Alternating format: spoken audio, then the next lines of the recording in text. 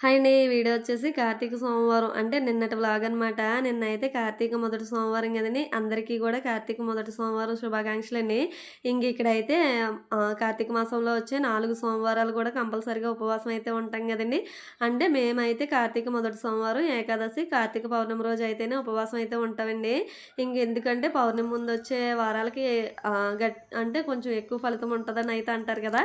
ఇంకా అలా అని చెప్పి కొంతమంది అయితే కార్తీక మాసం 4 సోమవారాలు కూడా ఉంటారండి. ఇంక నిన్నైతే ఉపవాసం అయితే ఉన్నానన్నమాట. ఇంకా మార్నింగే లేచి ఇంట్లో పనులన్నీ కూడా కంప్లీట్ చేసుకుని ఇలా తులసమ్మ దగ్గర అయితే దీపాలు అయితే వదిలేసుకున్నాను. మాది కాలువ అయితే మళ్ళీ రాలేదండి. ఇంకా అందుకని చెప్పేసి ఇంటి దగ్గర తులసమ్మ దగ్గర ఇంకా అలా దీపాలు అయితే వదిలేసుకున్నాను. ఇంకా తులసమ్మ దగ్గర పూజ అంతా కూడా కంప్లీట్ అయిపోయిన తర్వాత ఇంకా రుబ్రాయి శనకాల దగ్గర కూడా పూజ అయితే కంప్లీట్ చేసుకున్నాను. ఇంకా తర్వాత ఇంట్లో కూడా పూజ అయితే కంప్లీట్ అయితే చేసుకున్నానండి. ఇంకా ఇంట్లో పూజ అంతా కూడా కంప్లీట్ అయిన తర్వాత ఇంకా వర్షం అయితే స్టార్ట్ అయిందనమాట. తుఫాన్ అని చెప్తున్నారు కదండి. ఇంకా పిల్లలకు కూడా హాలిడేస్ అయితే ఇచ్చారనమాట 5 డేస్.